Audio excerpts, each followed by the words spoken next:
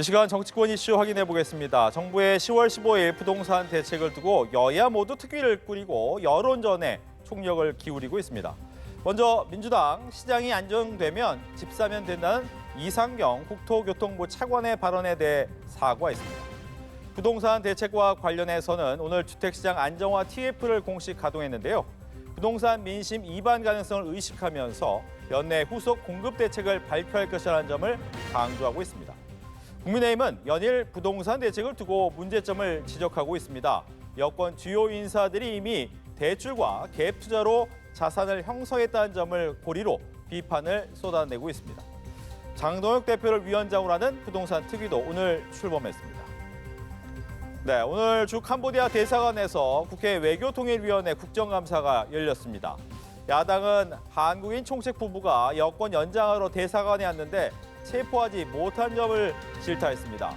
여당은 이재명 정부 출범 이후 캄보디아 내 한국인 관련 범죄가 언론 등을 통해 알려지기 전부터 상황의 심각성을 인지하며 대응해왔던 점을 강조할 것으로 예상됩니다.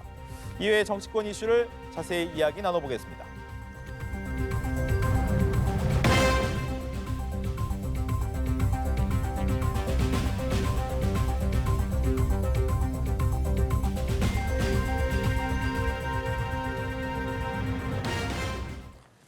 관련 내용을 포함한 정치권 이슈들 김현정 더불어민주당 의원, 이용호 전 국민의힘 의원 두 분과 함께하겠습니다. 안녕하십니까? 어서 오십시오.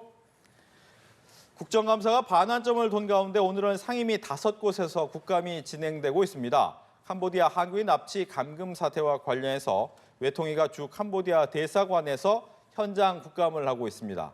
주 캄보디아 대사가 장기간 공석이었던 점과 현지 공관 대응이 적절했는지 등이 도마 위에 오른 상태인데 현지에 있었던 국감은 어떻게 보셨는지요?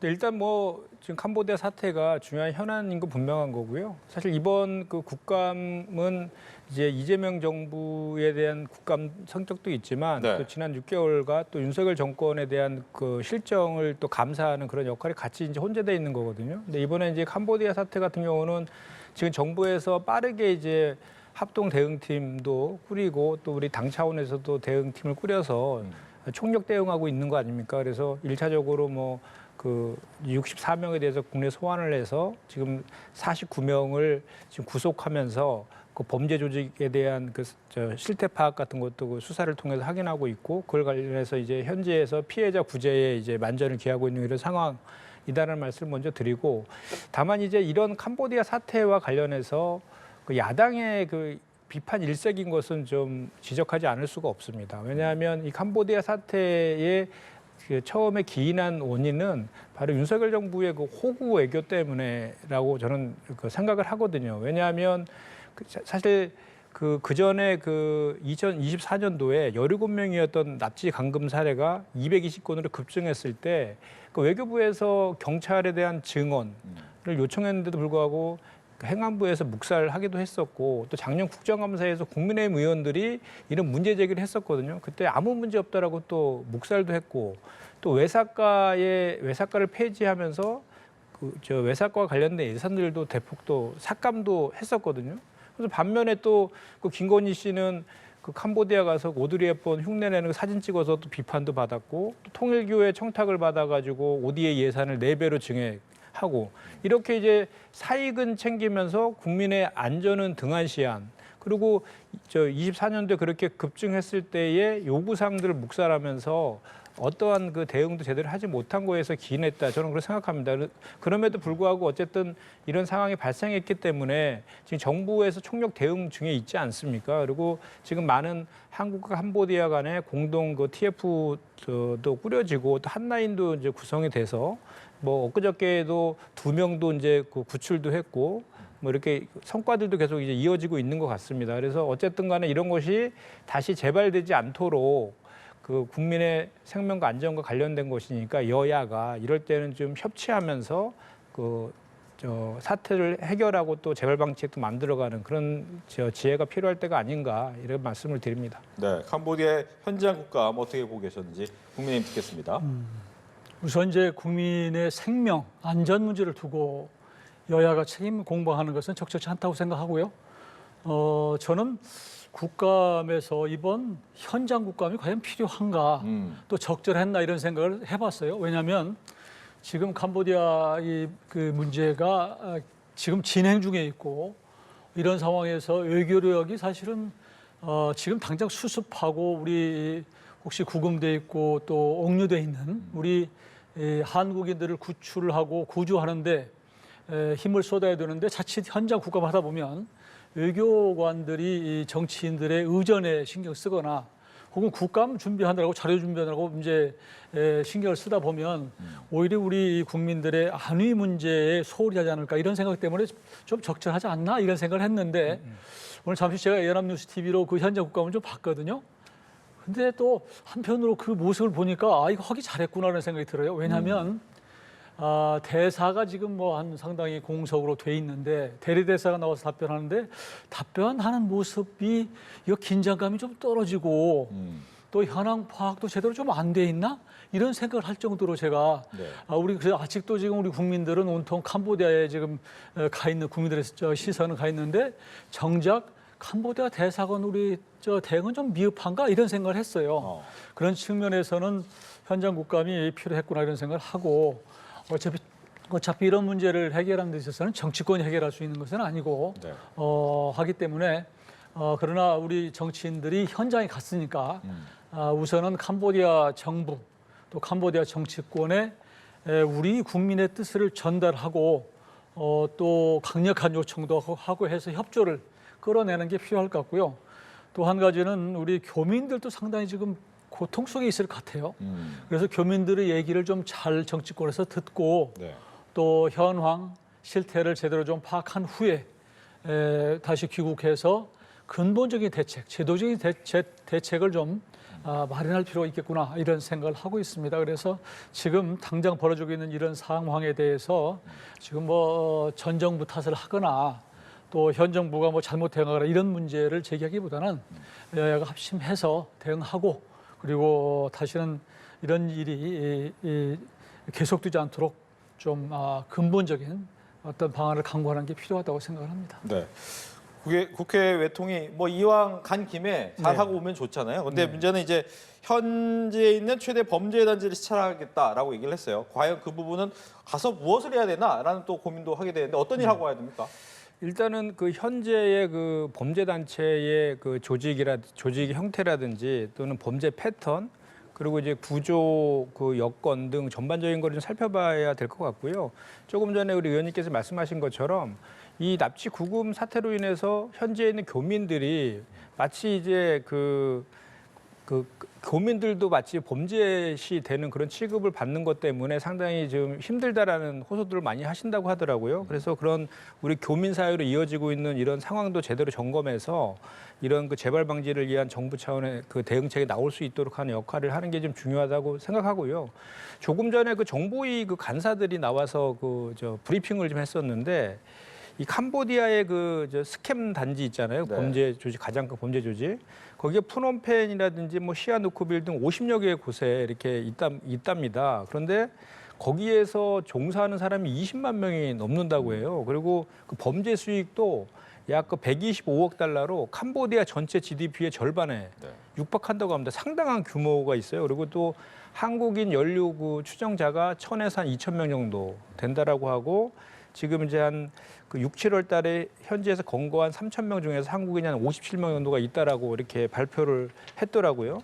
그래서 지금 지난 그 13일 날 국정원에서 이제 현지 대응팀을 신속히 급파해가지고 수사당국과 이제 합동 추적 중인데 그 인접 국가로도 달아난 것까지 확인해서 이제 공조 수사를 하는 그런 거를 지금 추진하고 있다 이렇게 말씀을 좀 하던데 이만큼이 보이스피싱과 관련된 범죄들이 온라인상으로 이루어지는 이런 범죄들이 비단 우리나라뿐만 아니라 전 세계적인 추세로 지금 확장되고 있는 거라서 뭐 정부에서도 지금 해외 보이스피싱 그 피해 대응 TF도 지금 만들고 대응하고 있는 이런 상황인데 어쨌든 전반적인 것들에 대해서 잘 그 사태 파악뿐만 아니라 그 피해 예방과 관련된 그 대책들 그리고 향후에 이런 것들에 대한 근본적인 뭐 취업 사기라든지 청년 그런 소외층, 청년 소외층에 대한 취업이라든지 이런 문제들까지 근본적으로 좀 전체적으로 종합적인 대책들을 좀 마련해야 되지 않을까 이렇게 생각이 드네요. 예. 네, 위원들의 현지 시찰에서 어떤 부분을 중점 둬야 될 것인가?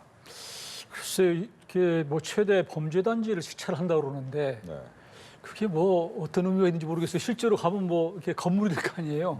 그렇다고 해서 범죄 단지 내에 들어가서 그 사람들 일하는 모습을 보는 것도 아니고. 그러니까 자칫하면은 이 정치권이 국회의원들이 이게 뭐 국민들한테 뭐가 보여주기 쇼를 하나 이렇게 오해받을 수 있기 때문에 이런 보여주기보다는 조금 전에 말씀드렸지만 우리 교민들이 아마 그 현지 상황을 제일 잘 알 거예요. 그리고 그동안 뉴스를 쭉 종합해 보면 그동안에도 뭐 실종되거나 혹은 무슨 뭐 또 죽거나 그 외 피해 이런 것들에 대해서 대사관 측에 여러 번 제기도 하고 요청도 했다는 거예요.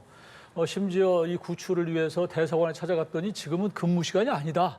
그러니 다음에 와라. 또 뭐 여권이 있냐 이렇게 물어본다는 그런 일이 있었다고 그러는데 이런 것들에 대해서 좀 철저히 좀 실태 파악을 좀 하고 하는 게 필요하고요. 지금 범죄가 일어나고 있는 것은 우리 국회의원들이 가서 볼 정도의 그 건물에서 일어나는 게 아니고 제가 알기에는 아마 국경지대 이런 쪽일 거예요. 왜냐하면 거기는 캄보디아의 그 공권력이 미치지 않는 곳도 꽤 있는 것으로 알아요. 왜냐하면 그동안에 이제 그 훈센 정부가 왔지만 그때가 반군하고 그 예전에 킬링필드 뭐 역사도 있지 않습니까?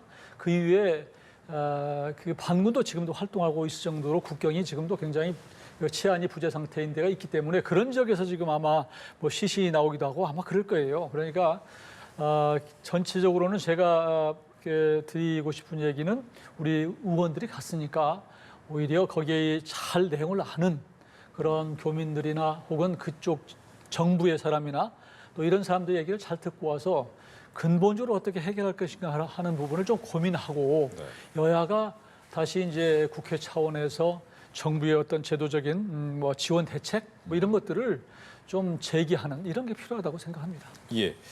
이제 캄보디아 사태만큼이나 또 많은 분들의 관심을 갖고 있는 것이 부동산 대책이 되겠습니다. 10월 15일 정부의 대책 발표 이후 민심이 조금은 요동친다라고 느껴지는 부분이 있는데 직접 느꼈던 민심의 흐름 먼저 듣겠습니다. 민주당은 어떻게 느끼셨습니까?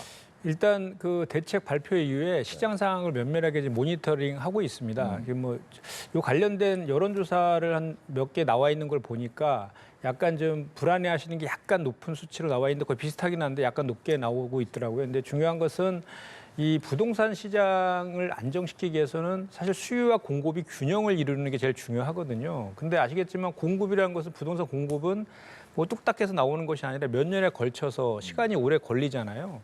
그렇기 때문에 사실은 그 윤석열 정부 때의 공급이 제대로 이루어지지 않은 것이 원인이 돼서 지금 그 부동산 가격이 올라가고 있는 것이 사실 원인이거든요. 실제로 그 윤석열 정부랑 그 오세훈 시장 당시에 부동산 공급이 거의 이루어지지 않았고 부자 감세로 세금만 이제 깎아주고 막 그런 조치를 좀 하지 않았습니까? 그래서 그런 균형이 좀 깨진 데서 기인한 측면이 있어요. 그래서 지난 6월 27일 날 이제 대출 규제를 발표해서 좀 안정세가 좀 얼마간에 갔었는데 8월 말이 되니까 다시 이제 강남 3구를 비롯해서 그 주변에 집값들이 그 급등하는 이상 징후들이 계속 발생을 해서 이것을 잡지 않으면 안 되는 상황까지 왔기 때문에 부득이하게 이제 고육지책으로 수요 이제 대출을 규제하고 또 토지거래 허가 구역을 확장시키는 이 정책을 이제 쓸 수밖에 없었다 이런 말씀을 좀 드리고 그래서 이제 중요한 것은 이제 우리가 9월 7일 날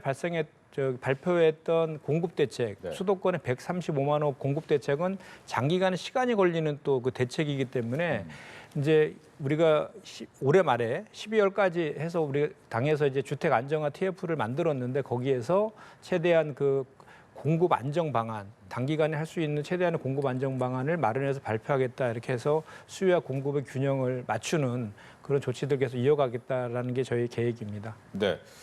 국민의힘은 민심의 흐름 어떻게 보셨습니까? 안 좋죠. 지금 집 없는 서민들 그리고 청년들은 부글부글하고 있는 그런 상황 같아요. 이제 집을 영원히 못 사나? 지금 올라가는 것을 이렇게 막기 위해서 사실상 거래 정지를 시킨 거잖아요. 그러니까 거래 정지법이에요, 이게. 그런데 대한민국의 국민들은 그동안에 자기 집 마련을 어떻게 했냐면 대부분 대출 끼고 전세 끼고 사놓고 그다음에 이제 전략해서 그 갚아가면서 자기 집을 마련했는데 이걸 못하게 막아놓은 거잖아요. 그러니까 지금 이거 위기감이 굉장히 큰 상황이다라는 말씀을 드리는 것이고요.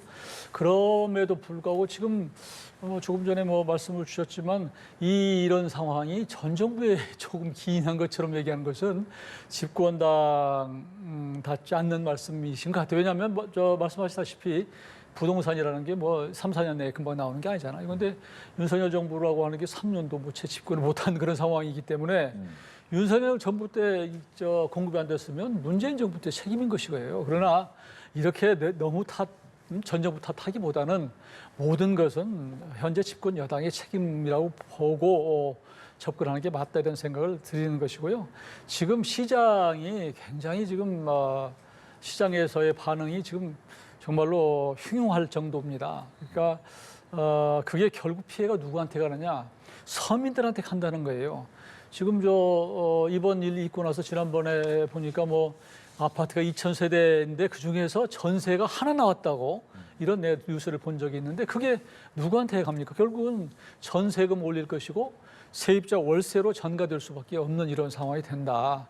지금 9월에 공급 대책을 내놨다고 하지만 9월에 공급 대책 정부 여당에서 내놓은 게 아마 국민들이 믿었으면 집값이 안 올라갈 거예요.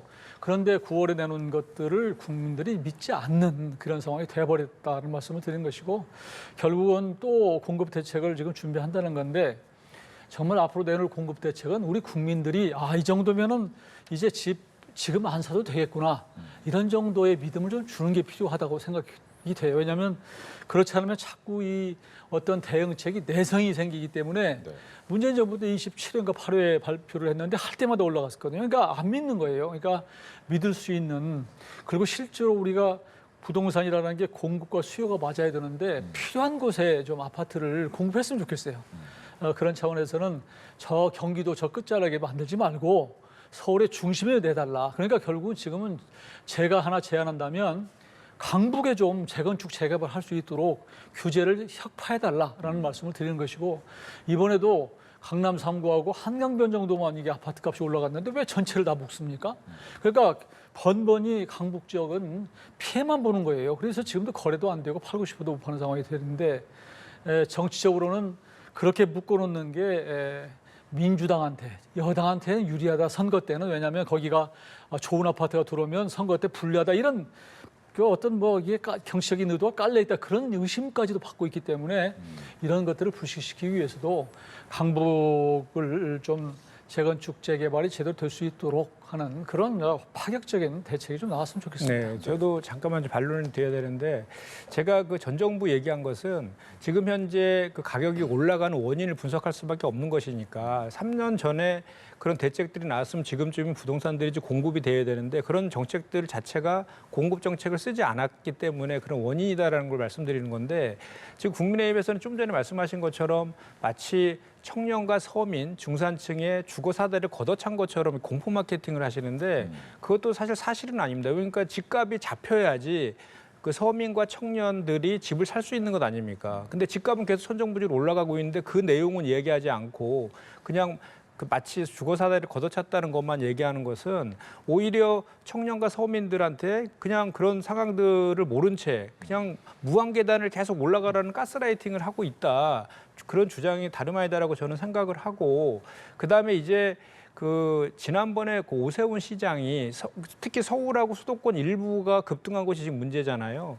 근데 오세훈 시장이 토지거래 허가제를 해제하면서 강남권에 있는 아파트 가격이 무려 36%가 폭등을 했습니다. 그것이 그 원인이 지금 돼가지고 지금 이런 현상들이 확장돼 나가고 있는 거거든요. 그래서 부득이하게 또 토어제 구간을 서울 전역과 그 경기도의 12개 이제 시까지 확장시킨 것은 또 토지거래 허가구를 일부만 또 잡아놓으면 또 옆으로 또 이렇게 풍선효과가 생겨서 또 올라가니까 부득이하게 그렇게 하는 측면이 있다. 그래서 제가 아까도 말씀드렸지만 지금 이거는 그 당장 지금 부동산 가격이 급증하는 그 상황에 대해서 고육지책으로 수요 억제책과 실수요자 중심의 그 대출 규제 하고 이제 실수요자 중심의 정책을 발표한 것인데 네. 추가적으로 이제 좀 전에 말씀하신 것처럼 이제 부동산 공급 대책이 뒤따라야 되는 게 맞습니다. 그래서 수요와 공급을 이제 균형을 맞춰주는 것이 필요한데 아까도 이제 말씀드렸지만 지금 우리 정부에서 당에서 어제 이제 출범한 그 TF에서는 올해 말까지 방법을 마련하겠다고 하는 건데 그 내용들을 보면은 아까 말씀하신 것처럼 그 수도권의 그 재개발 재건축과 관련된 법제도를 한 20개 정도 관련된 게 있다고 하더라고요.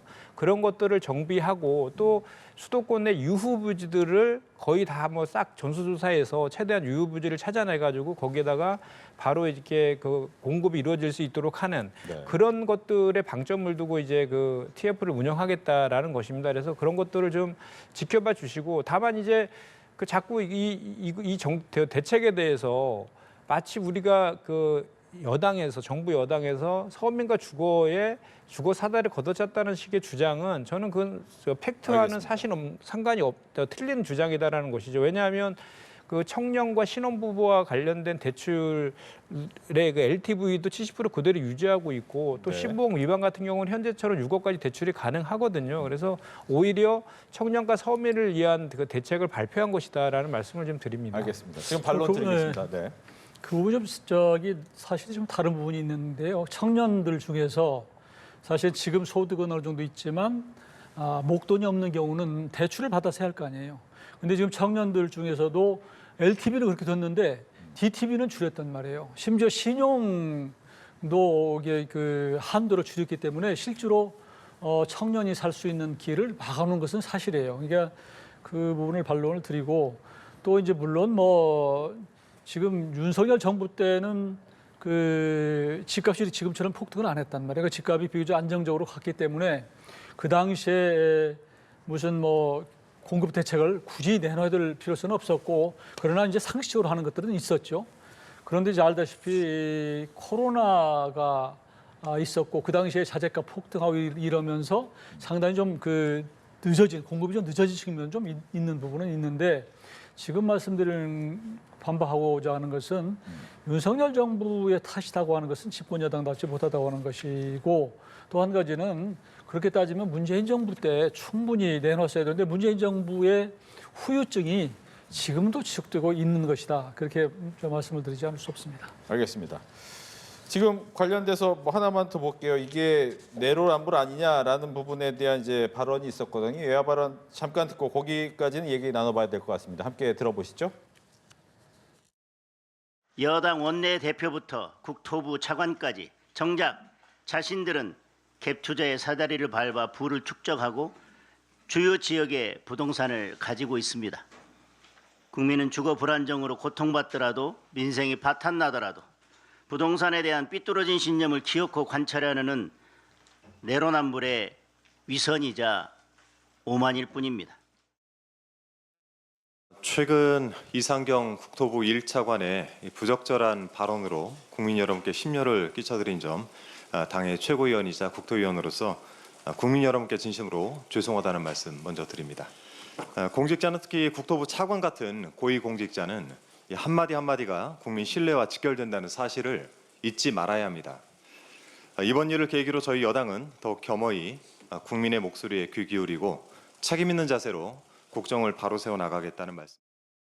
네, 갭 투자의 의혹 그리고 2주택 보유 의혹 또 강남에 있었기 때문에 결과적으로 나는 되고 다른 네. 사람은 안 되는 거 아니냐라는 또 내로남불 이른바 이 부분이 나오잖아요. 여기에 대한 얘기 듣겠습니다. 일단 공직자의 저 발언은 대단히 부적절했다라고 저는 생각을 하고 그래서 오늘 이제 사과를 했는데 이제 국토위 국정감사에서도 그거에 대해서 지적을 하겠다 이렇게 좀 얘기를 또 하시더라고요. 그래서 그거는 정말 국토부 차관의 발언은 잘못된 거라고 좀 생각을 이제 합니다. 근데 그 내로남불이라고 강하게 주장하는 것도 사실 그거는 여야 공의도 비슷한 게 있어요. 송원석 원대도 강남에 50억짜리 아파트 소유한 게 또 드러나기도 또 했더라고요. 그래서 이제 이제 본질적인 그러니까 물론 공직자의 저런 잘못된 발언은 사과하고 앞으로 다시 저렇게 하면 안 되는 그 자제해야 되는 건 분명한 사실이지만 하여튼 저런 것 때문에 이 부동산 대책의 본질이 바뀌는 건 아니지 않습니까? 그래서 그 아까 말씀하신 것처럼 그 그 실소유자 중심의 그 중산층이나 서민과 청년들, 신혼부부들이 주거 안정을 이룰 수 있도록 저 촘촘한 대책을 세워나가는 게 무엇보다 중요하다고 생각을 하는데 네. 제가 아까 말씀드린 것 중에 한 가지를 이제 좀 말씀을 드릴 수밖에 없는 게 자꾸 국민의힘에서 청년과 서민들을 이야기하면서 마치 청년과 서민을 대변하는 정당인 것처럼 이렇게 얘기를 해서 아까 팩트 일부를 얘기했지만 실제로 윤석열 정부에서 그 청년과 신혼부부 이한 공공주택 있지 않습니까? 저희 행복주택이라고 하는 것 그것을 그 2022년도에 16,000세대 정도를 공급하다가 24년도에는 1,900세대로 90%가 국감이 되었더라고요. 예. 그런 부분들 실제로 팩트를 들어가 보면 실제로 저기 그 국민의힘에서 주장하고 있는 내용과는 틀린 부분이 있고 제가 드리고 싶은 말씀은 뭐냐면 그렇기 때문에 부동산 그 시장을 안정화시키는 거에 대해서는 국민의힘도 동의하는 것 아니겠습니까? 그렇기 때문에 원인들을 정확히 진단한 상황에서 네. 어떤 법과 어떤 제도들이 더 필요한 것인지 공급 대책을 해서 어떤 것들이 필요한 것인지에 대해서 지금 알겠습니다. 여야 간에 좀 깊이 있는 그 뭐 대안이나 이런 것들을 논의하는 그런 방식으로 좀 했으면 좋겠다는 생각입니다. 예, 내로남불. 네. 하여튼 국민들은 왜 민주당 정부만 들었으면 이렇게 집값이 오르냐 이게 묻는 거예요. 거기에 대해서 사실은 깊이 좀 고민할 필요가 있는 것이고요. 지금 국민들이 필요로 하는 것은 수요가 있는 곳에 살고 싶은 곳에 집을 좀 지어달라는 것이에요. 근데 지금 자꾸 전 정부 말씀을 하시니까 이게 다시 따져 올라가면 강북 같은 경우는 예전에 뉴타운이라고 엄청 지정이 됐었거든요. 이걸 박원순 10년 하면서 이걸 다 없앴어요. 그러니까 강북은 강남에 비해서 정말 주거 상황이 굉장히 열악하게 만든 것은 사실 민주당 정부다. 이렇게 지적하지 않을 수 없는 것이고요. 지금 우리 국민들을 집 없는 국민들 앞에서 내가 잘했느니 이거 하는 것은 대단히 부적절한 것 같고 제가 다시 말씀드리고자 하는 것은 모든 것은 지금 정부가 하는 거예요. 현 정부 여당이 하는 것이기 때문에 자꾸 이게 전 정부 탓을 하거나 좀 하기보다는 네. 좀 책임감을 가지고 국민의 입장에서 집 없는 서민의 입장에서 어떻게 하는 게 좋은지 하는 것을 진정성을 가지고 좀 해줬으면 좋겠다는 것이고요.